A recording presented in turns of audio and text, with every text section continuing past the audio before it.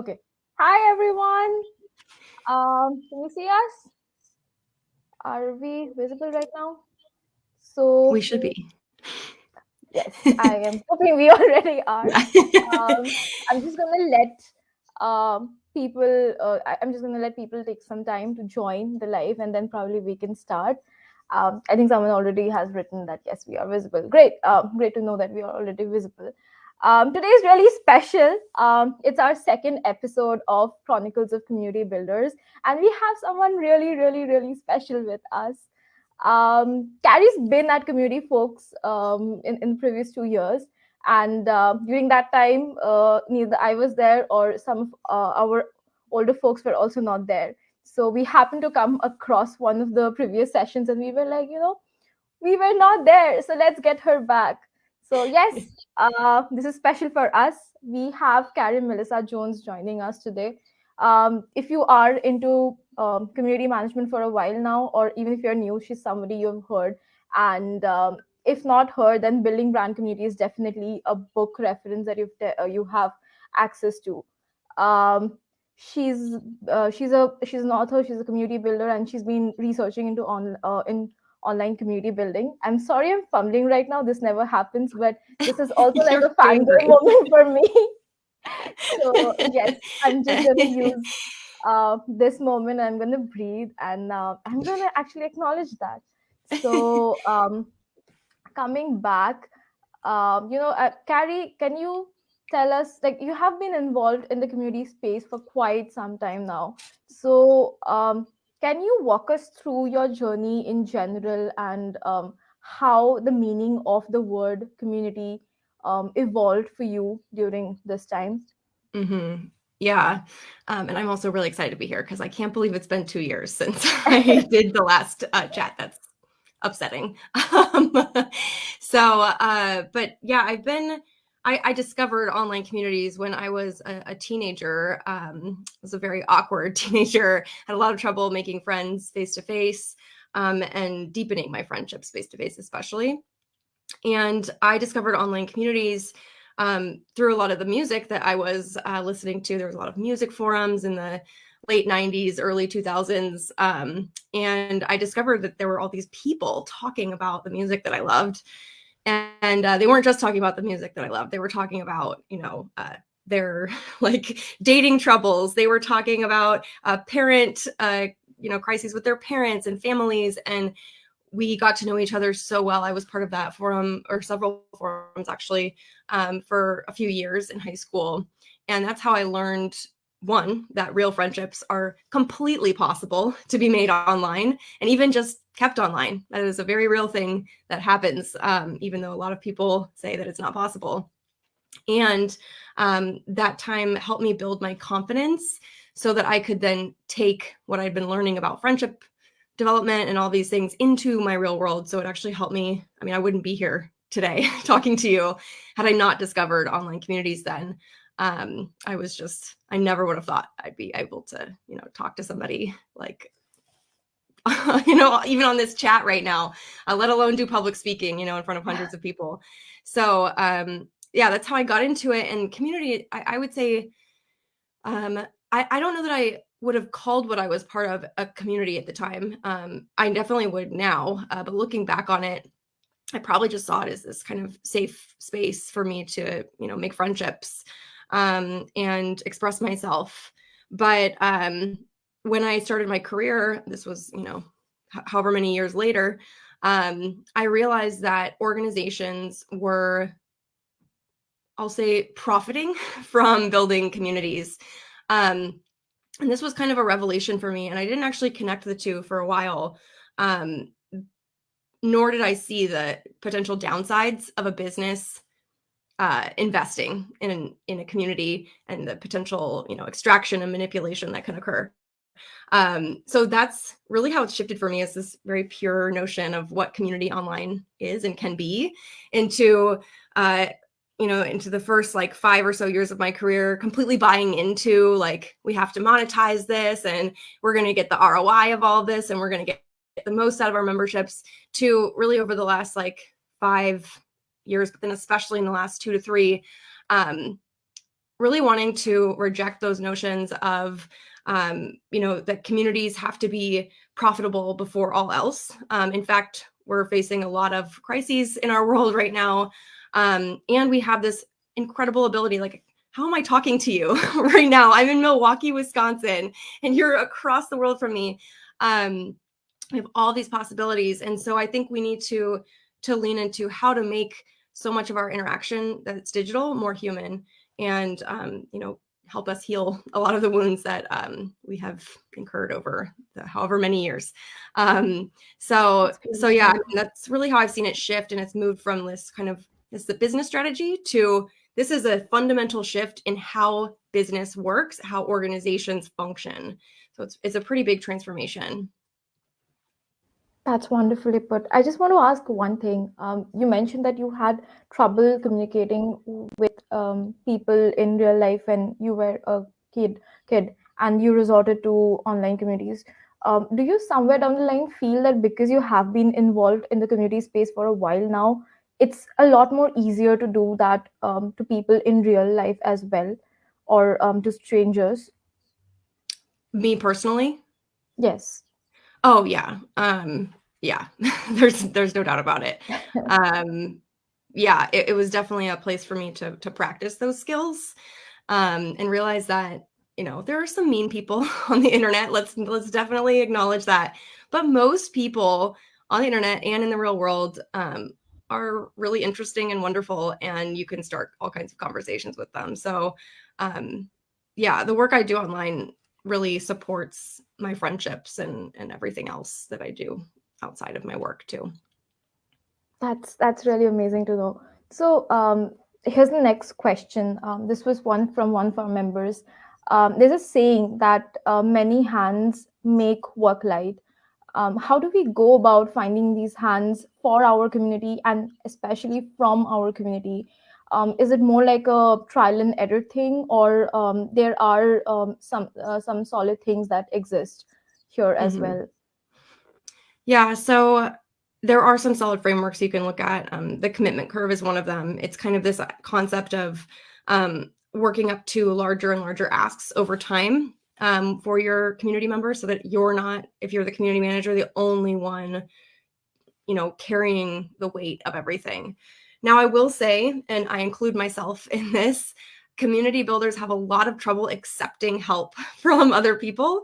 And that is one of the critical skills of our work.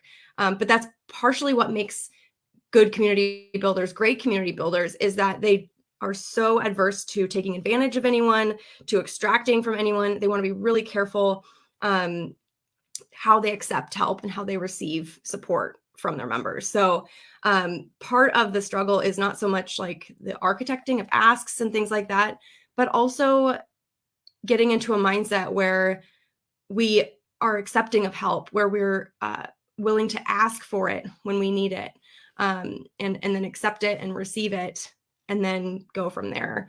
And that's some inner work that many of us need to do. It's a constant challenge.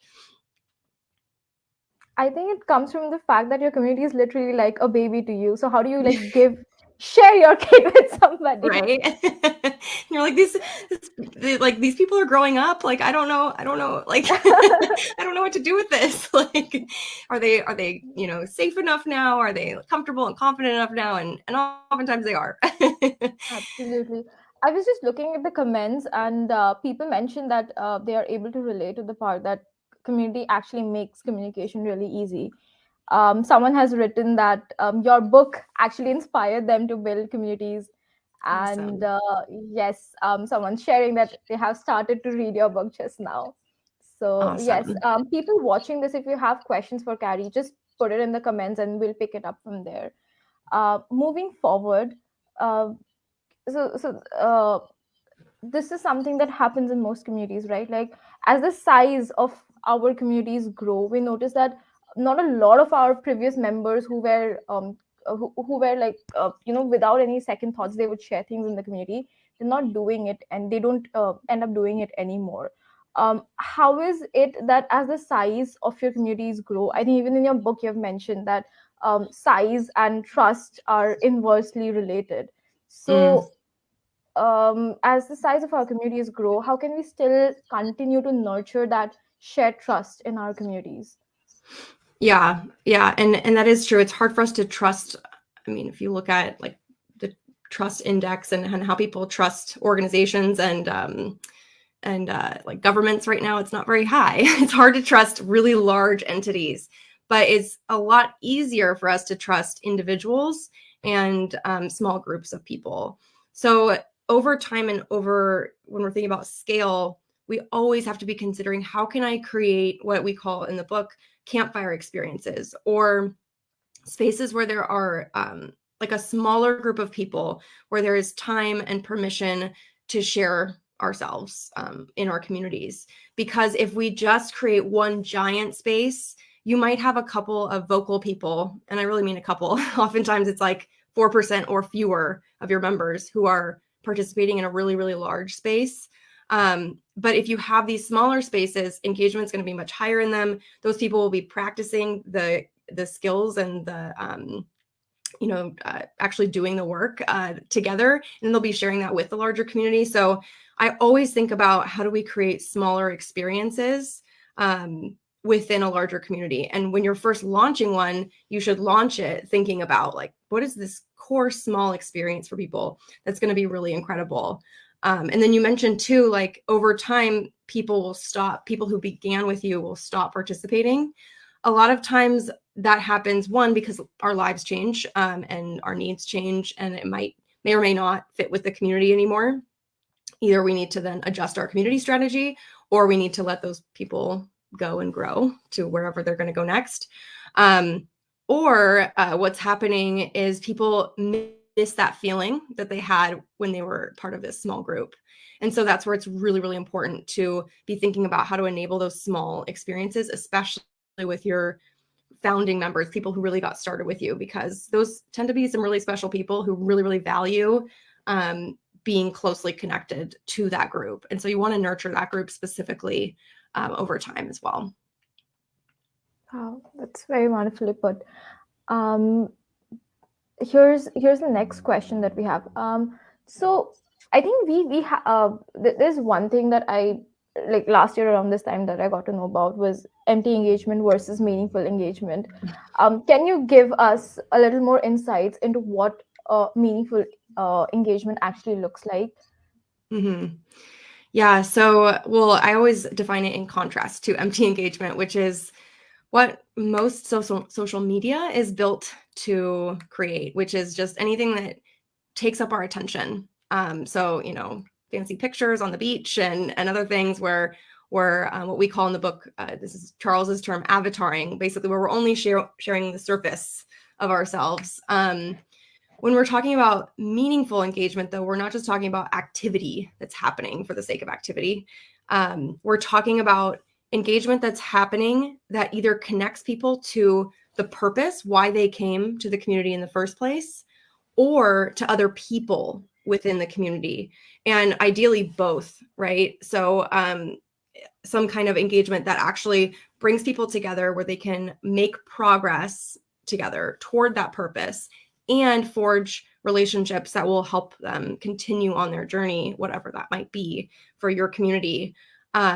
So that's really the key difference. Is this other engagement is more growth for growth's sake, which is what I say in my course. That's what a virus does. That's not what a community should be doing. We're really gearing our work. We should be gearing our work and focusing on how to increase or deepen meaningful engagement in our communities. Because if we can focus on that, even with a small core group of people, it's going to have incredible ripple effects throughout not just your community, throughout the world generally.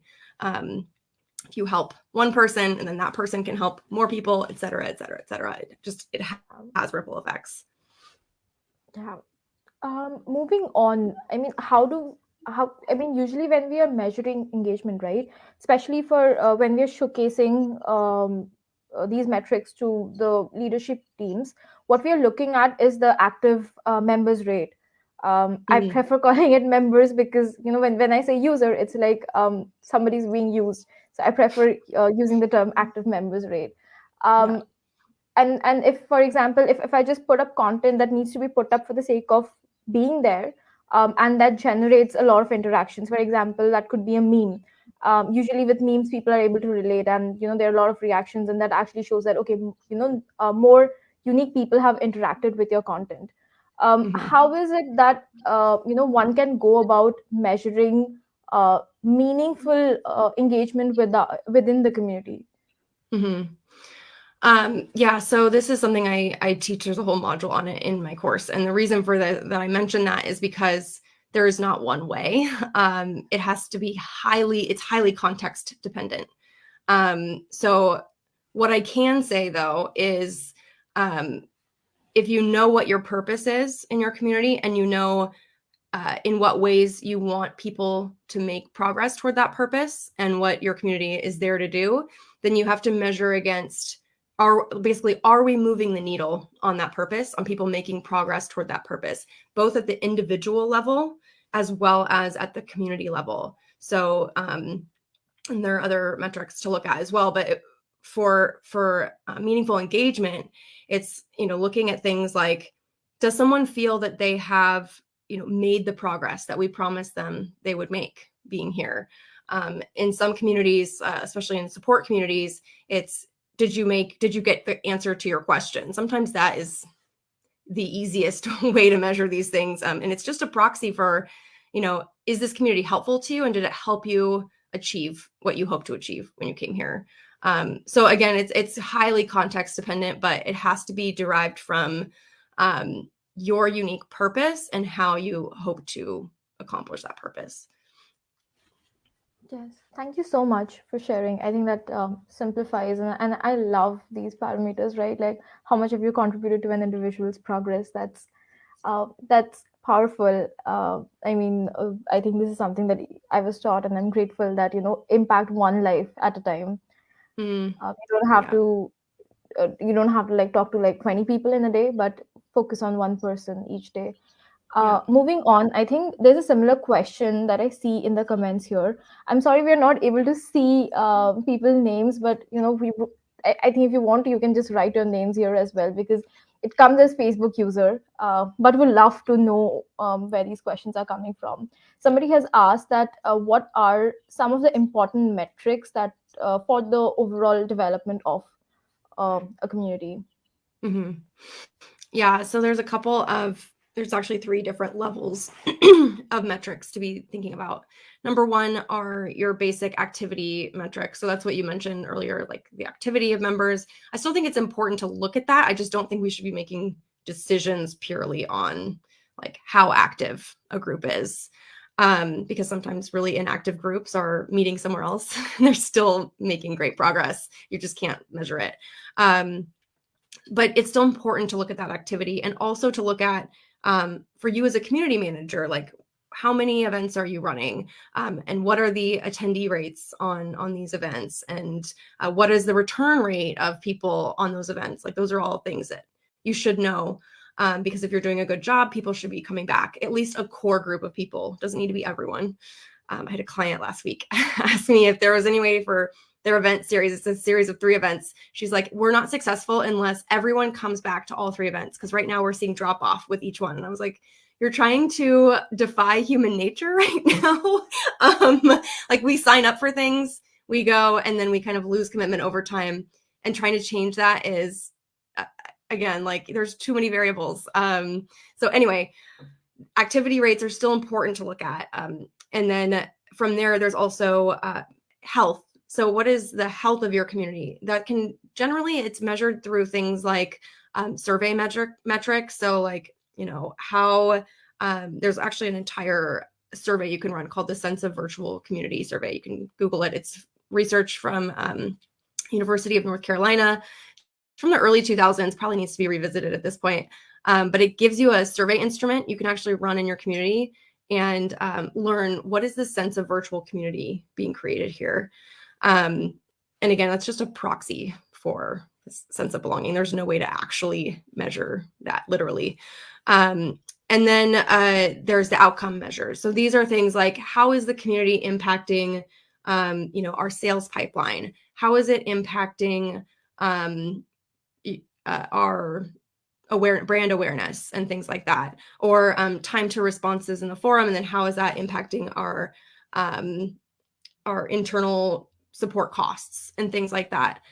So you have the activity level metrics, the health level metrics, and those are really important for the community manager to know. Oftentimes, leadership doesn't really care about those things. It's unfortunate, but it's true.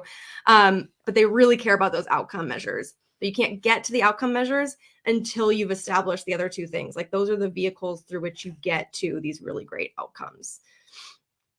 Yeah, that's very true. I think even through communities, I mean, when people are really they've already felt associated, or they've felt that this is my home, and then when you do something, and then you see them sharing it in their family groups, family WhatsApp groups, or with friends that they know have similar interests with.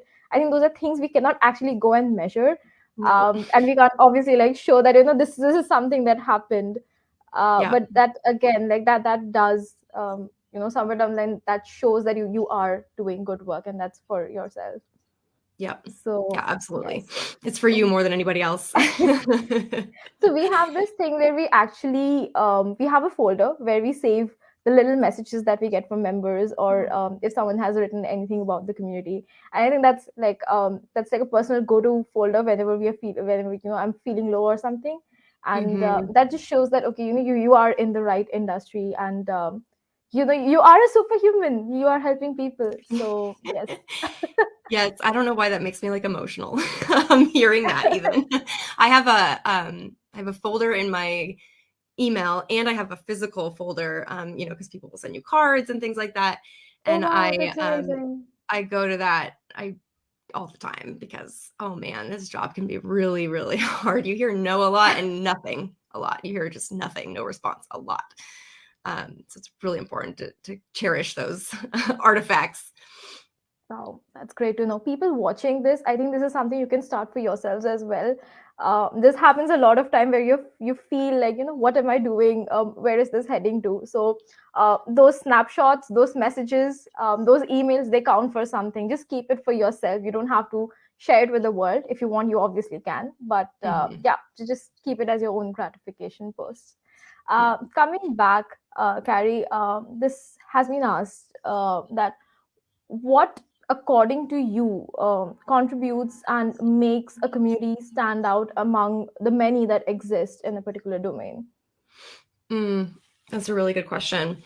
Um, there's a couple things. I would say the most foundational thing is a unique, maybe not a unique purpose, but unique values and how you, the culture of the space. And it's not that there's one right culture, of course not. It's that there's going to be different communities that are a better fit for different people.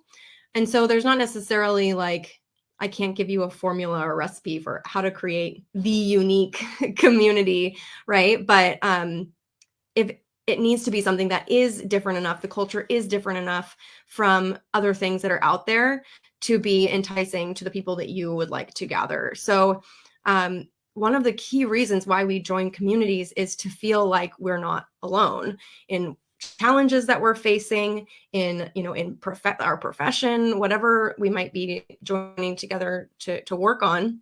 We want to feel like we're not alone. And oftentimes people will join many communities before they find the one where they actually feel like, oh, these are my people. And there's just like, I'm thinking right now of all of the different marketing communities out there for marketers, like digital marketers. There are so many out there. But what makes the ones that have grown consistently over time really do well is that they have a really clear voice, really clear values. They stay in integrity with those values. And then the other thing I would say is that leadership is the other critical part of that.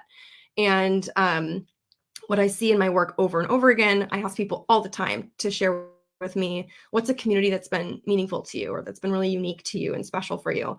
People almost always talk about the leadership of the community when they start to get into the details of what makes it really, really special. Because they'll say things like, oh, the leader like actually knows me. They actually care about me. They'll check in with me. Or there's just the leader creates some kind of a space where I can really be myself. they'll say things like that. And so these are leadership skills are, constantly evolving. They grow throughout your lifetime, and there's not necessarily a fast track to like being a great community leader. I've tried to teach it before to some success, but I think great leadership at the end of the day for community builders comes down to caring about each individual person as much as you can, and then also taking care of yourself. Self leadership is really, really critical in this job.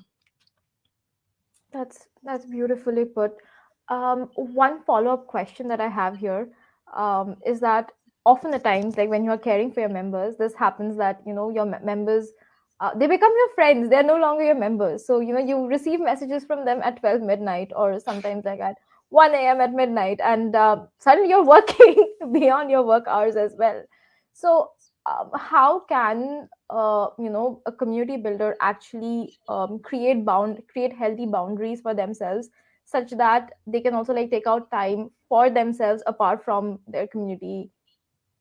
Mm-hmm. Yeah, this is such a good question. And we've been, I feel like as a profession, grappling with this question for so many years. And we still, I think it requires a lot of individual work. A couple of things come to mind. Number one is a lot of community builders come to the profession, myself included, because of something that they felt was missing usually from their childhood, which means that you are really good at your job because you know the pain of not having people around you, of not having people that you could really be safe with. And so that's wonderful. It's also something we have to keep in check because we can't heal our trauma through our work. That's just not, that's never going to heal it. And so number one, we have to recognize, okay, where is that showing up in my work? And am I, when I am answering questions in bed at, 2 a.m., am I really doing that because I need to do that? Or am I doing that because I feel like I have to help someone, because when I help people, it means that they will love me. Right. And I've grappled with these questions myself a lot. And I still grapple with them a lot.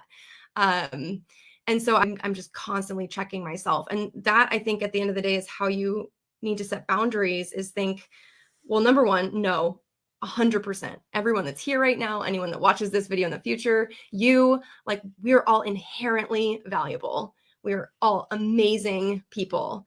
And so that is true no matter what your job is, no matter what community you build. I don't care. I don't need to know anything else about you to know that that's true. But I think knowing that for ourselves is really important. And then knowing ourselves enough to say, okay, what do I need to resource myself with so that I can show up and make the impact I really want to make in the world through my job? So for some people, that looks like I need to sleep 10 hours a night. Literally, I have a friend who's like, I have to sleep between 9 and 10 hours a night. She quit a job because she couldn't sleep that many hours a night. And that's what she needs in order to really be fully present for her work. And knowing that about herself, she does not check email on the weekends, does not check it at night. All of that is, what she knows is necessary for herself. And this is all a practice. So I can almost guarantee that even if you know your boundaries, you're going to break them at certain times. And so it's just about, not sliding down the hill or the mountain and saying, okay, well, I've broken this boundary now, so I can't set it anymore. That's never true. You can always set boundaries. And then just continually practicing and learning what works for you is really, really important. And now you're making me realize I've been working too late at night. I need to reset that boundary for myself pretty soon. Wow, happy to know, Carrie. I have another question here because while you were saying this actually clicked my mind. I remember having interacted with many women who run support communities, and usually when you look at these communities, these are spaces where other women actually get to be very vulnerable.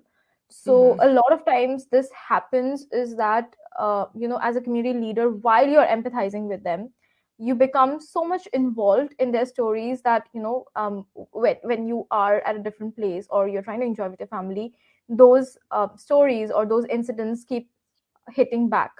So how is it that you can care for your members, but at the same time, not be affected by problems that are affecting them? Well, number one, if you can, I think having your own therapist is really important. I will say I've had my therapist for I think over 6 years now, which every year I used to ask her, like, have I been seeing you too long? And she's like, no, you could keep seeing me. She's awesome. And one thing that she has said to me over the years that I have taken to heart and used myself is that she says to me, you can share anything you need to share in these sessions. Anything. I will never judge you. I won't make faces of reaction when you share things with me. You can share anything with me. And when you leave this office, I have a metaphorical garbage can and I throw everything that you've said away and it does not affect me afterwards. And, I don't know how much she can guarantee that that is like always going to be the case for her. She's done some really affecting work in human trafficking and different things like that. And so, but I know that that's something that I personally aspire to, because we're not saving anyone. People can save themselves. And even just listening to someone when they're having these struggles, honestly, that is a huge contribution. You don't need to do anything about it. So just sitting and trying to figure out how to solve their problem for them or how to help them is probably more about us than it is about them. So I think, having a place where we can go to share these things if we need to, I think is really important. That could be a peer group that you go to, other community managers where you share things confidentially. It could be your therapist. It could be whoever is safe for you to talk to. And then take what lessons you need from it and then leave the rest. Leave it. It is too much for one person to hold on to. That's actually beautifully put. Thank you, Carrie. I'm looking at the comments here, and the question that we actually addressed sometime back, that was from Abhilash. Abhilash is building this really cool developer community in Hyderabad, and he's written a long question here. I think he's really enjoying this session.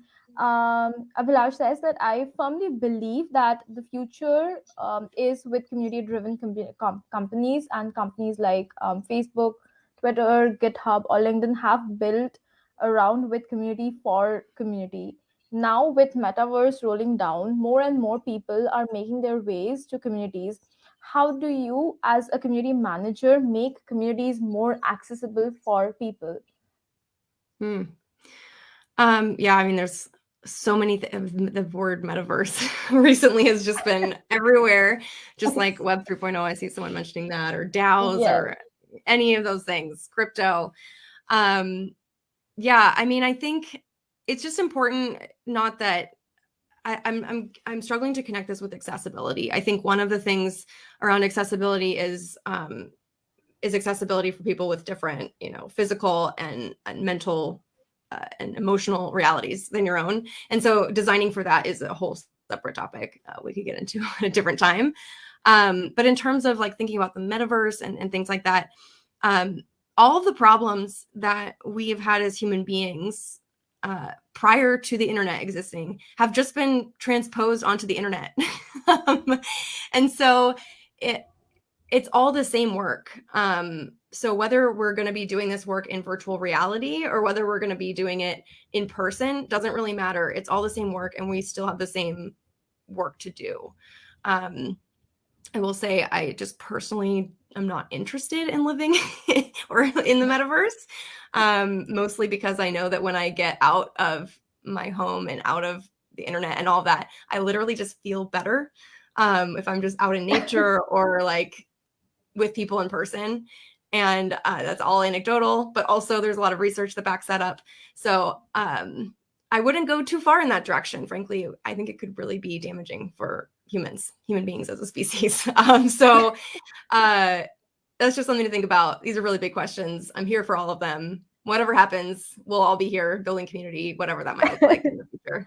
That actually reminds me that one of the times I was actually interacting with someone who's been in the community industry for like 20 years, And she mentioned this, and it's still there within me, that platforms are going to evolve, but the human need to sort of find a space where you can be heard, or where you can be vulnerable, that's going to remain forever. Mm, So I think while you absolutely. were saying all of that, that's what clicked me, or that was one of the conversations I actually went back to. Yeah. uh, Moving on, I think that there are a lot of questions around empathy, Carrie, that you've answered, and Mm, they're so wonderfully answered. Thank you. The next question that we have is, what are some of the biggest mistakes usually community builders make during the initial days of setting up a community? mm. Yeah, I think one of the things that I see a lot of in my work is a focus on the technology over the relationships. Um, and I see this especially at like fast growing startups or large corporations that I work with, um, because there's so much focus on the box ticking, like we're going to complete this project, that we don't create the room for, deep member research and understanding that our initial idea of the community is actually not good and we need to change it based on what we hear from people. And so there's just a lot of time wasted thinking about technology and, like unvetted assumptions about people that we want to gather. Um, and I think one of the things that people need to be focusing on in those earliest days of their communities is that core group of people. I mean, we mentioned that at the very beginning. We're talking about those core groups that you start with. That if that group doesn't exist, it's going to be hard for you to ever gain traction in the community at all. So building those relationships is actually the most important thing you could possibly be spending your time on in the earliest days of community building. I have to walk, CEOs and executives through this a lot because they want the big numbers. They say like, well, within 3 months, we want to be able to say like 20% of our user base is active in the community. And I generally have to say, we're going to get there. We will get there. But we will not get there if we just load a bunch of people into the system and then say, here's a thing we built for you. It's just another site. Talk to each other. You're not going to get there that way. And so that can be really, really hard for people who are really, really focused on the numerical kind of benchmarks of this work. But there's nothing more important than that, because it's the baseline for everything. So, just a follow-up question here. Do you think that every business should be investing in communities? Um, I love this question. I in an ideal world, yes. There is no situation I've ever seen in which not being connected to a community would help an organization either get work done, make more money, create better products and services, whatever it is. So ideally, yes. You need, though, the right leadership. Like I just mentioned, when I work with teams that are just so numbers driven and numbers focused, uh, if I hear that during like a consulting session, or like before I actually sign the contract, I will not move forward with the team, because we only have so much time in the day. I don't have time to explain to people why people matter. And if you're not already there and you don't already believe that focusing on people on the people is important, then that's going to be a really, really hard sell the entire way. And so that community is probably going to struggle. I've seen a lot of community managers really struggle under leadership like that. They feel like they're failing all the time. They have all these fantastic relationships with their members. Like you said, like they're keeping these files of these amazing things people are saying. And then their leadership is saying like, where are the numbers and things like that. And so it's just such a contrast. So I think that there are situations in which leadership needs to shift and change for a community to be successful. But yes, every organization would benefit from investing in community in some way. Thank you. I think that's answered a lot of questions for a lot of people. That question, by the way, was from Paris, and I just Hi, wanted to Paris. acknowledge it there. I hope that he's watching this right now, and he can hear you saying this. Um, I'm just reading at the comments, and there's a question from Piper recently got featured in our Humans of CFK, and she's been pretty actively helping other members in the community as well. Piper's So great. she's asking, what do you recommend doing to encourage members who could eventually become super users when you're really not in a position to set something up? Or can you start to set up a group like that with a dozen of members or less? Hmm. I mean, yes, I would say a dozen people is actually like a totally fine number. You could have 5 people and it would be a totally fine number. Um, yeah, and I know for some people, that they might work in an environment where the agenda is set for them, and so they just have to like do the work that has been assigned to them. But if you're doing a really great job, you're going to eventually see that there are some members who are super users. And one thing that you could think about is just simply like deepening your relationships with those people individually, maybe not putting them in a group, going rogue and like starting a subgroup inside of your community. But building those relationships individually, checking in with those people, getting to know them better. And over time, you might find, oh, there's similarities between these people, or this person should meet this person. And then you can start to, connect those people. And then eventually, maybe it will make sense for you to create a program around it. You could then make the case for it.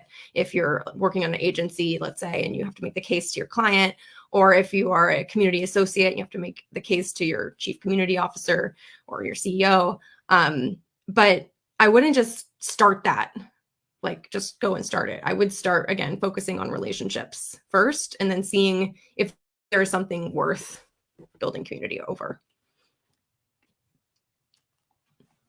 Oh, you're Thanks, muted. Carrie. That's beautifully put. I can see in the comments here, and our folks are actually like, they are really able to relate to that one quote where you say that I don't have time to explain people why people matter. Yeah. So yes, We're busy. Like, I think that's the quote for the day, and we can actually get those wallpapers. That's a pretty good quote. Yes. Moving on, next question that we have for you is that what do you think are some of the traits of a good community builder? I think you just shared that a good community builder is someone who's caring. What more would you want to add to that list? mm, yeah, I mean, definitely at the core of it, you have to care about people. And I do think in order to do this work sustainably, you also have to be very self-aware. So a lot of self-awareness, like I mentioned earlier, knowing your boundaries. And then again, that's a practice. It's not like you're either self-aware or you're not self-aware.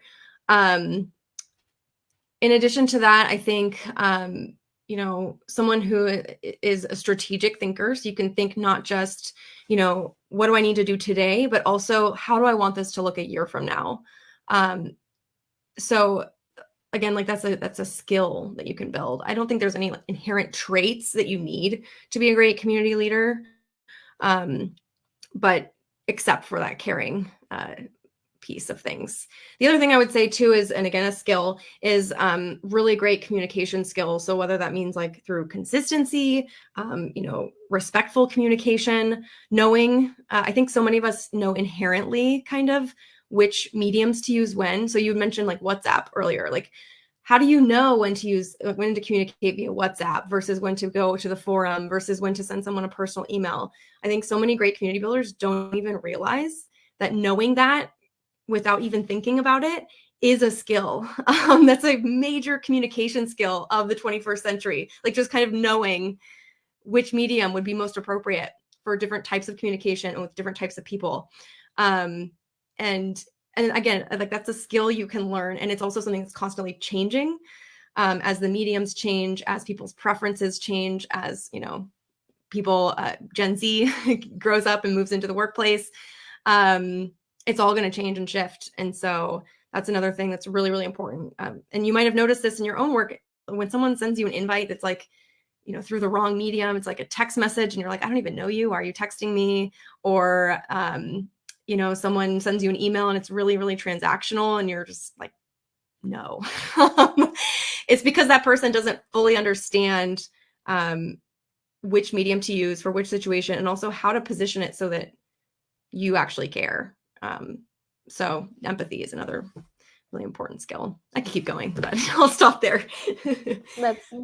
Thank you, Carrie. I think this is new actually, like which medium you have to use for what kind of message you want to be sent to your member. That's Thank you for sharing that. Actually, I don't think that's something that we've given a thought to. So, Yeah. and yeah, it does fall under interpersonal skills when I look at it now. Mm-hmm. I was yeah, I was just going I just want to reflect back on the previous question where we talked about super fans, because I just want to acknowledge that the term that is highly used within our community for super fans is inner circle. So ideally, they are people who are very active in your community, who will give you feedback that this is something that we want to see in the community, or whenever somebody is asking for help, they are constantly responding, and they are taking time out of their personal lives, and without even expecting something in return, they're going and giving back to your community. So strategically being able to work with them to grow your community, that's a skill to look at. So just wanted to add on to that term. Yeah, that's great. Once moving on, here's uh, the here's another question that we have. This was actually a question that we got from the forms. So, what your books or your articles have been some of our resources to reflect on community management, or to think about it that, hey, this is another way of looking at things. For example, I was explaining someone about the work that I do today, and then somehow I came and I talked about symbols, and I just realized that it's a very little thing, but it just means so much to somebody who's joining your community. That's something that they can identify with. So the person who creates resources that we go and reflect to for community management, we want to know what's her go-to resource to learn more and more around communities. Yeah, I mean, honestly, I don't read much about like community management at this point. And that's not because I don't respect the many, many people that have written it and respect their work and all that. It's just because those practices are changing so quickly that what I use to stay up to date with all of this, and even to think about the future of all this, I read Harvard Business Review. I read research papers. I'm in grad school right now. Although frankly, a lot of those papers are like from the early 2000s, and there's not been enough research on online communities, especially not the kind that we tend to lead. And I would love to see more of that research out there. And I'm conducting some of my own. So that's another way that I learn. I read the newspaper every day, like what's going on in the world, like the metaverse, for instance. Like mostly what I know about that is from, snippets on Twitter, but also I read the Wall Street Journal every day. So that's like this, a paper that goes out and it's really focused on business and financial markets and things like that. And they released a big series this year called The Facebook Files, which is like all of these terrible things that Facebook has been doing, even though they've done all this research on how harmful their technology is. They haven't made major changes to it. And so like that's the kind of stuff that I'm generally reading about so that I can understand and then contextualize, like, okay, where do we need to go next as professionals? Like, what do we need to be thinking about next? So I would say that's the main thing. And then the other thing that I'm constantly learning by doing. So I feel really lucky. Not only do I get to teach community management through like my courses and my community work, but also working with clients I learn so much working with clients. I go into different kinds of teams with different kinds of dynamics, with people with different skill sets. Sometimes they really get along. Sometimes you can tell that they have a lot of grudges against each other. And I, have to go in and navigate all of that and stay on top of like what technology is out there and all that. And so that's a big way that I learn. So really, I mean, participating in communities and leading communities is the best way to learn how to lead and manage communities. If you can, get the opportunity to do that. Yes. And then coming back and reading around them and getting to know that, okay, oh, this is what it's called. In So I was just going through the comments, and there was one question that we missed. It says that, Carrie, can you share some of the challenges that you faced when you were starting out as a community builder? I had a strong sense of overwhelm when I realized like this is what I wanted to do for my job. So I was probably like, I don't know, 22 or something. And I remember I discovered that who was Jen Peedy was one of the people. She's now based in San Diego. She was in New York. She would teach at Syracuse University. And she's one of the founders of The Community Manager, which is actually how CMX got started. It was like the precursor to CMX. And I remember reading her writing and reading about her work. She was an ed tech community manager. And I was like, this is amazing. And I have no idea what to do for this job. I just have no idea where to begin. It just felt like so many pieces, and it's like, where do I start? And like, who do I talk to? And all this. So it just felt really random. And I think one of the ways that I overcame that, number one, I actually reached out to Jen and she offered me mentorship and help. So community managers are just some of the nicest and most giving people. I mean, how could we not be? So if you really like something that someone's written, or if you're inspired by someone's work, reach out to them on LinkedIn, on Twitter, via email. And I can almost guarantee that they will help you in some way. Maybe it's just sending you articles. Maybe it's getting on a chat with you. So yeah, reaching out to other people, I think, was really, really important. And then also just sitting with the complexity of this work. For many years, I didn't have a framework for any of it. I've developed that over, the last 10 or so years. But the only way I was able to do is sit in the complexity of all this work. And even still, it's like the framework that has to be refined all the time. So I think one thing that's really reassuring to me, I just finished a book called Sand Talk. It's so good. And it's by Tyson Yunkaporta. And he talks about how oftentimes, especially in predominant business cultures, we really value getting down to like reducing things down to their simplest elements and then putting them in order, right? And then we go and do the work and it's all linear, right? But community work is high context work. And the more you try to boil it down into its tiniest little components, you're losing all of that context. And that's why one size fits all strategies don't work. That's why like what works in one community is not going to work in another to increase engagement. And so like understanding that this is high context and understanding how hard that is and complex that is, I think is just something you have to sit with, I think, honestly, for a few years before you really feel like, okay, it's all starting to kind of make sense. So just know that that's there and it's going to be there and it's going to continue to feel that way. And if you can get help through it, then by all means, get help and support through all of it.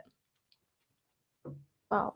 Thanks, Carrie. I think someone's written here that they can testify to the fact that everyone they have reached out to in this industry has responded to them in a positive manner. So yay, community builders. Yay. We're representing our profession well. Yes. So here's the last question that I have for you for the day. What I mean, actually, it's the second last question. Like this is the more serious. This I think how I'd put it is it's more like the serious last question. What's like in these years, right? Like how I look at it is there have been so many lives that you have been able to connect to. Probably people you've never met, and you have helped them in certain way to grow through your communities, right? So what's been like that one story that's till date very close to your heart, that okay, this was Mm. something I was able to contribute to, and um, I'm grateful that I could do it. Yeah. How you saying that makes me get really emotional. Um, I don't know. I there's been um so many of my good friends now I've met through this work. And I don't even know how to begin to say like how the work may or may not have impacted our friendship. Like one of the people who mentored me early on in my career, Sarah Judd Welch, came to my wedding a few months ago. Like, um, and and I know that like all of us together, like as professionals, have also lifted us as a profession up so much, over the last several years, especially. It's been amazing just to think like about people getting salary increases and promotions and all of that, but also, seeing them make progress in their lives that matters to them. So I don't know if it's any one thing. I mean, I will say that I met my now husband through a community manager chat in like 2013 or so.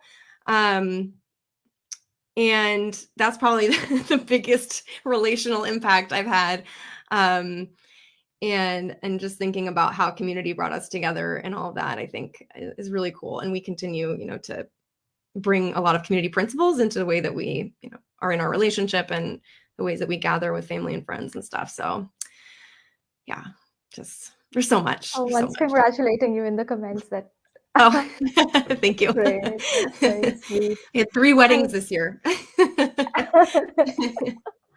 we have seen the pictures, and you look beautiful. Oh, thank you. And yes, I think I actually started reading ritualist posts after seeing your post on social media, and they have great content. And even I've been thinking that okay, this is not how I've looked at rituals previously, Mm-hmm. and these frameworks have been pretty interesting as well. So people out there, community rituals have been one of my personal favorite topics. So if you can, there is this page called the Ritualist, if I'm getting it right. Yeah. They have pretty good they have created some frameworks around rituals that you can go and explore, and some of them you can definitely apply for your communities and your day-to-day lives as well. Mm-hmm. So thank you, Carrie. I did not intend to make you that emotional, but I think um, I'm grateful that you could use this space and you can actually share it with us here. Thank you so Thank much for you. doing that. I know it's not easy, and thanks. Yeah. Now coming back to the question that's a not so serious question.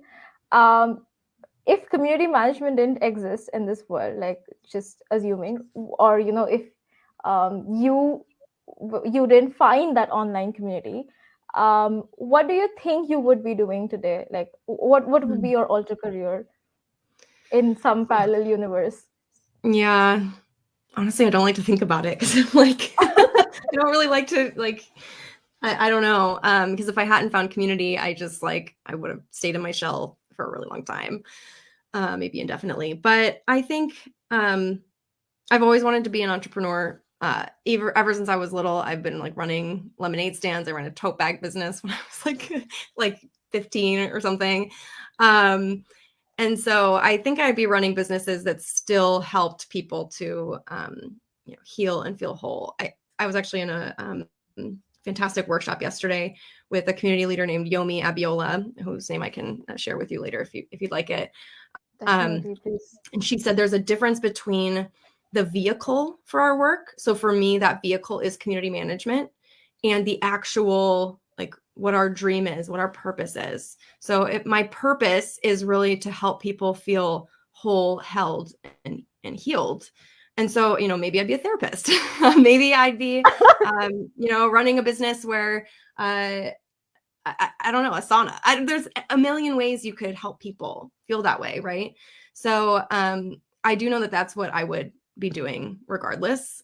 I'm really glad I've chosen this because the internet is endlessly fascinating. And I know that this career is like skyrocketing right now, and it's only growing, and there's so much for us to learn. So I'm grateful to be here.